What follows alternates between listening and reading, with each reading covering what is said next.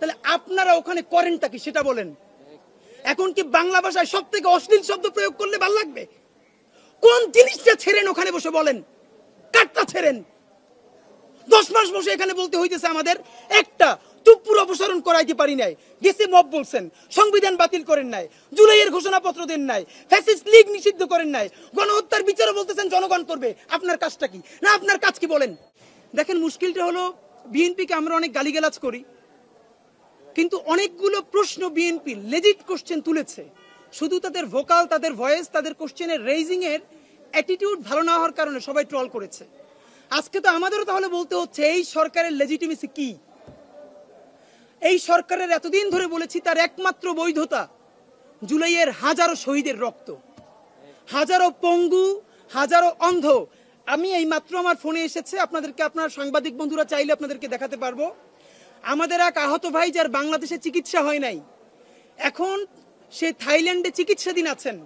আমরা ফেসবুকে পোস্ট দিয়েছি যে আমাদের 1000 মাত্র মানুষ লাগবে, চূড়ান্তভাবে আমরা সচিবালয় ঘেরাও করতে যাব কাফনের কাফুর পরে। আমাদের সাথে থাকবেন আমাদের শহীদের পরিবার, থাকবেন আহতরা। আমরা চূড়ান্ত একটা ডাক দিতে চাই। আপনি ভাবেন, সে এখন থাইল্যান্ডে চিকিৎসাধীন। সে আমাকে হোয়াটসঅ্যাপ ইনবক্স করেছে, ভাই আমি 1 সপ্তাহের মধ্যে থাইল্যান্ড থেকে চিকিৎসা নিয়ে ফিরবো। আল্লাহ হয়তো আমার জীবনটা নেয় নাই, আমি চূড়ান্তভাবে শহীদ হওয়ার জন্য। সুতরাং আপনারা যে 1000 জনের লিস্ট করছেন তার মধ্যে আমার নামটা লেখেন। অগণিত ভাই আমাদেরকে ইনবক্স করেছে, এটা আপনাদের জন্য বলার জন্য বলছি। কিন্তু এর চেয়ে লজ্জা, মানে এই যে আমরা প্রতিযোগিতা করে প্রতিদিন জীবন দিব, এটা তো অদ্ভুত। এইটাই কি এই জুলাইয়ের এখন তাদের কাজ? যে আমাদের শহীদ হয়ে গেছে কমপক্ষে 1500, জাতিসংঘের প্রতিবেদনে বলছে 1400, আমাদের এখনো বেওয়ারিশ লাশ আছে অনেক, আহত কত হাজার, তার কোনো ট্রিটমেন্ট এখন পর্যন্ত পাই নাই। তখন আমরা আবার দ্বিতীয়বার শহীদ হওয়ার জন্য প্রস্তুতি নিচ্ছি। মানে কি, শহীদ কি একটা খেলনা ব্যাপার? শহীদ কি একটা খেলা? আমরা প্রতিদিন শহীদ হব, আমাদের গায়ে বানা জানাজায় এসে কান্না কান্না করে তোমরা একটু বক্তব্য দিবা, বাইট দিবা, এরপরে আমরা আবার তোমাদের পিছনে বলবো সে আমার ইমাম।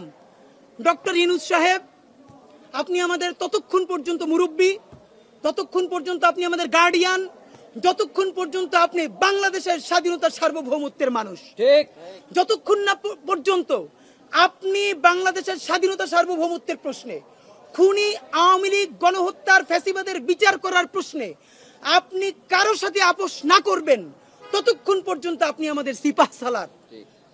আজকে একটা নতুন ন্যারেটিভ তৈরি হয়েছে। আপনাদেরকে বলি, এইখানে সংবাদ সম্মেলন করে বলেছি 626 জন ক্যান্টনমেন্ট থেকে কিভাবে পালিয়েছে তার উত্তর সরকারও দেয় নাই, সেনাবাহিনীও দেয় নাই। আপনারা যখন সেনাবাহিনী সংস্কারের করা দরকার ছিল তখন আপনারা করেছেন নারী কমিশন। ভাই, নারীর জন্য বাংলাদেশের যেই আইন আছে এই আইনই তো প্রয়োগ নাই। এটা তো শুধু রাষ্ট্রের সমস্যা না, সামাজিক সমস্যাও। এই রাষ্ট্রটা যদি মোটামুটি ঠিক মতো দাঁড়ায় তাহলে এমনিতেই নারী অধিকার থেকে শুরু করে বাকি সবকিছু আস্তে আস্তে ঠিক হতে বাধ্য। যখন আপনি বিচার করবেন, যখন আপনি আর্মি কমিশন করবেন, যেটা নিয়ে করলে সমস্যা সেটা আপনি করবেন না। আপনি আর্মির রিফরমেশনের জন্য কোনো কমিশন করেন নাই। 626 জন, কে কত কোটি টাকা নিয়ে, আর্মির কোন কর্নেল, কোন লেফটেন্যান্ট, কোন ব্রিগেডিয়ার জেনারেল কত কোটি টাকা পেয়েছে, কোনো হিসাব হয় নাই। আমরা বলতে বলতে ক্লান্ত হয়ে গেছি, চুপ হয়ে গেছি। কিছু এরপরে আমরা দেখলাম এয়ারপোর্ট থেকে ছাত্রলীগের ঢাকা উত্তরের সভাপতি গ্রেপ্তার হলো, এরপরে আর কোনো খবর নাই। কতদিন পর দেখলাম সে আমেরিকায় আওয়ামী লীগের মিছিল করতেছে। মানে গ্রেপ্তার হলো বিমানবন্দরে আওয়ামী লীগের, ছাত্রলীগের সভাপতি ঢাকা মহানগর উত্তরের, এরপর সে আমেরিকায় গিয়ে মিছিল করে। তারা কে দিয়ে আসছে? ইনকিলাব মঞ্চ তারা দিয়ে আসছে। এইসব হাঙ্কি পাঙ্কি আমরা আর বুঝি না। অত্যন্ত দ্ব্যর্থহীন ভাষায় আমরা আপনাদের সাথে কয়েকটা কথা বলতে চাই। প্রথমত, এই যে খুনি ফ্যাসিবাদের দোসর এবং ফ্যাসিবাদের রাষ্ট্রপতি, অনেকে বলছেন তিনি রাষ্ট্রপতি ছিলেন। ভাই, এমপি নির্বাচিত হয়ে তিনি স্পিকারও ছিলেন, শুধু রাষ্ট্রপতি ছিলেন না। রাষ্ট্রপতি, এমপি হয়ে, সংসদ সদস্য হয়ে, স্পিকার হয়ে, তারপরে তিনি রাষ্ট্রপতি হয়েছেন। প্রত্যেকটা, এই যে মানুষকে গণহত্যা করা হয়েছে, এর লেজিটিমেসি চূড়ান্ত কার হাত ধরে গেছে? যাদেরকে শাহবাগীপনার মধ্য দিয়ে ফাঁসি দেওয়া হয়েছে, কার স্বাক্ষরের মধ্য দিয়ে গেছে? তার নামে এখন পর্যন্ত পত্রিকা আজকে রিপোর্ট করেছে, মূলধারা গণমাধ্যম বলেছে তার নামে হত্যা মামলাও আছে। হত্যা মামলা নিয়ে ফ্যাসিবাদের আইকন রাষ্ট্রপতি হামিদ কি করে ছাড়তে পারে ক্ষমতা, বাংলাদেশ ছাড়তে পারে?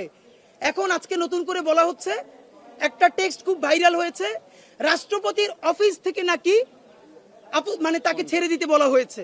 বাহ, এখন একটা নতুন সিস্টেম, চুপ্পুর উপরে দায় দিয়ে দাও। আমি আপনাদেরকে বলতে চাই, বাংলাদেশে চুপ্পু বলতে কোনো কিছু ফাংশনাল নাই। চুপ্পুর অপসারণের জন্য ইনকিলাব মঞ্চ হাজারো মানুষ নিয়ে বঙ্গভবনের সামনে অবস্থান নিয়েছিল। আমাদেরকে তখন মব বলে সরিয়ে দেয়া হলো।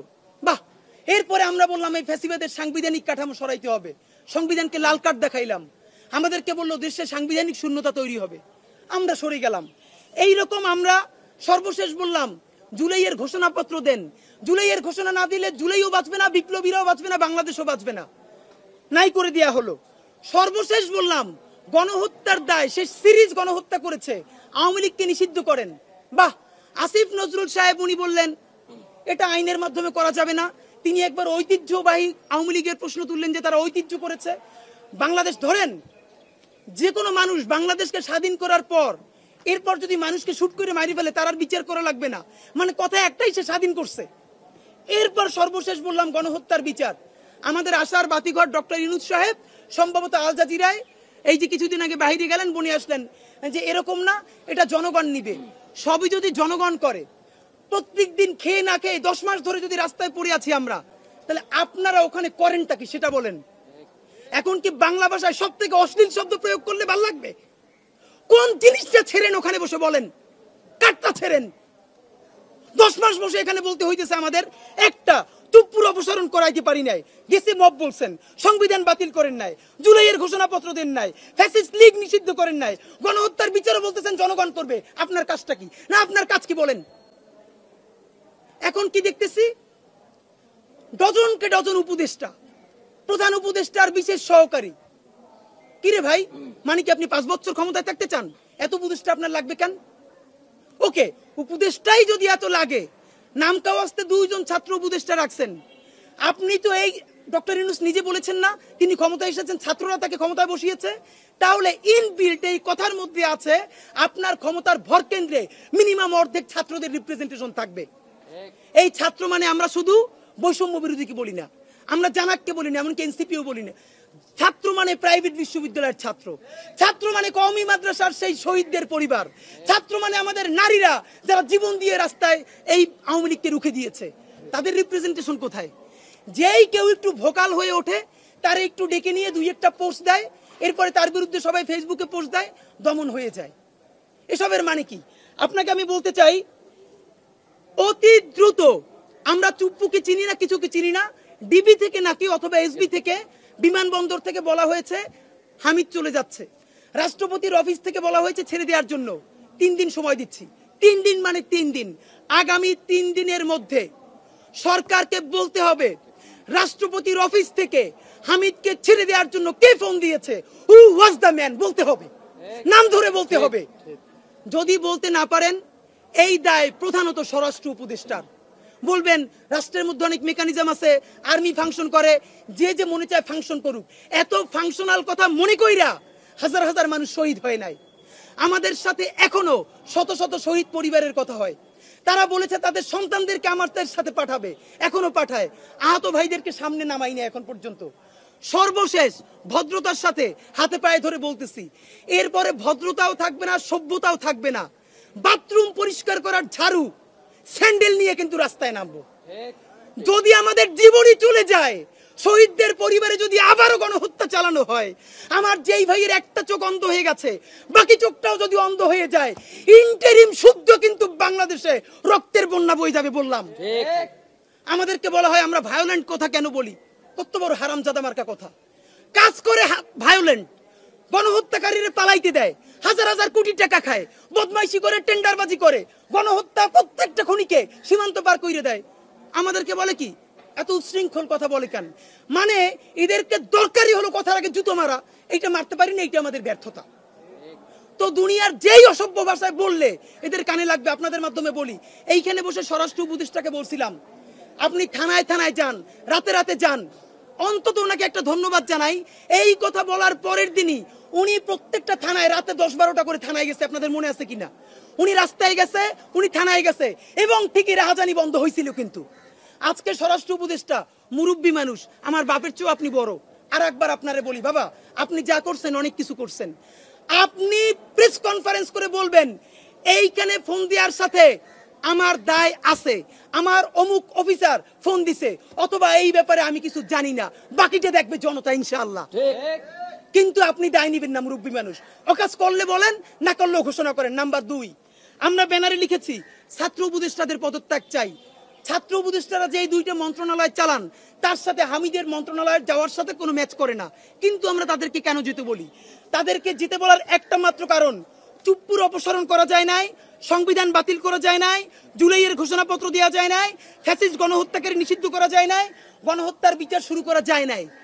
এই না যাওয়ার কারণে লক্ষ মানুষ নিয়ে আমরা যখন সচিবালয় ঘেরাও করব, তখন আমাদের ছাত্র উপদেষ্টারা বলে ভাই সরকার তো চাপে পড়ে যায়। হ্যাঁ মিয়া, এতজন ডজন ডজন উপদেষ্টার মধ্যে তোমরা মাত্র 2 জন, তোমরা আমাদেরকে থামাইতে আসো কেন? তোমরা তো থাইকে এগুলো পারো নাই, পারছো এগুলো করতে। আজকে উপদেষ্টা মাহফুজুল আলম আমাকে বলেছেন, ফেসবুকে কমেন্ট অনেকে দেখেছেন, যে নাহিদ যে সরে গেছে তাতে লাভ হয়েছে কার? আমরা উল্টো প্রশ্ন করি, আপনারা যে ক্ষমতায় আছেন তাতে লাভ হইতেছে কার? না বলেন, আপনারা যে ক্ষমতায় আছেন কোন জিনিসটা হইতেছে? বরং আপনারা ক্ষমতায় থাকার কারণে তারা বলতে পারতেছে আমাদের সাথে ছাত্ররা আছে, আমাদের সাথে জনতা আছে। আপনারা তো মাত্র 2 জন, আপনারা তো আন্তরিক চেষ্টা করলে অনেক কিছু পারেন না, আমরা জানি। আপনাদেরকে বলি, এই সমস্ত দায় নিয়ে আপনারা যদি সৎ সাহস থাকে, তাহলে প্রেস কনফারেন্স করে বাংলাদেশের সমস্ত জুলাই জনতার পক্ষ থেকে অনুরোধ জানাইতেছি, আপনারা পদত্যাগ করেন।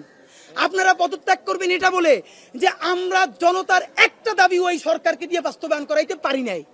আমরা ফ্যাসিস্ট আওয়ামী লীগকে নিষিদ্ধ করার কোনো উদ্যোগ নিতে পারি নাই। যখন আমরা গণহত্যার বিচার করব, তখন গণহত্যাকারী রাতের আধারে প্রোটোকল নিয়ে পালাই যেতে পারতেছে। তখন এই চেয়ারে বসে থাকার ন্যূনতম বৈধতা আমাদের নাই। আমাদের জনগণ আমাদেরকে এই জন্য ক্ষমতায় পাঠায় নাই। এবং এই সরকারের বিরুদ্ধে, গণহত্যার বিরুদ্ধে জনতার কাতারে নাইমা আন্দোলন করতে চাই বলে আমরা নেমে আসলাম। যদি আপনারা নামতে পারেন বলি, আমরা যে আন্দোলন করব সেই আন্দোলনের সামনের সারিতে সম্মান নিয়ে আপনারা থাকবেন। আর যদি চেয়ারের প্রতি এত মায়া হয়, ডিজিএফআই এর কাছে কোটি কোটি টাকার ফাইল জমে গেছে, নামলেই ফাইল ধরবে বিএনপি, যে এত টাকার দুর্নীতি করছো, কমিশন বাণিজ্য করবো, ধরবো। কিন্তু এই ভয় যদি থাকে, তাহলে আপনাদেরকে বাঁচানোর দায় আমাদের আর নাই। একটা কথা বলি, আপনারা সবাই আমাদের ভাই। জুলাইয়ের সাথে যদি গাদ্দারি করেন, আমার বাপেও আমার বাপ না, আমার মা আমার মা না, আমার সন্তান আমার সন্তান না। আমরা শহীদ পরিবারের সাথে ওয়াদা করেছি, কমপক্ষে 20 জন মা আমাদের মাথায় হাত রেখেছে। শহীদ আবু সাইদের মা রেখেছে, শহীদ আব্দুল্লাহ বিন জাহিদের মা আমাদের মাথায় হাত রেখেছে। ফাহমিনের মা পরশু এসে বলেছে, বাবা যতদিন আন্দোলন করবা, 2টা ছেলে আল্লাহ দিছে, একটা শহীদ হইছে, আর একটা তোমাদের হাতে দিয়ে দিলাম, ও সকল প্রোগ্রামে আসবে, আমিও আসবো। বিচার না কইরা আল্লাহর কসম তোমরা রাস্তা থেকে ছাড়বা না। আমরা ওয়াদা করেছি, আমরা এই বিচার না দেখা হয়তো আমাদের লাশ যাবে আমাদের বাবা মায়ের কাছে, অথবা বাংলাদেশে গণহত্যার বিচার হবে, এর আগে আমরা ছাড়বো না। ছাত্র উপদেষ্টা 2 জন, আসিফ মাহমুদ, মাহফুজুল আলম, যদি সত্যি দায় দরদের রাজনীতি থেকে থাকে, জুলাই জনতার প্রতি আপনাদের দরদ থেকে থাকে, আজকে না আগামী 3 দিনের মধ্যে এই চেয়ার লাথি মেরে আমাদের কাতারে চলে আসেন।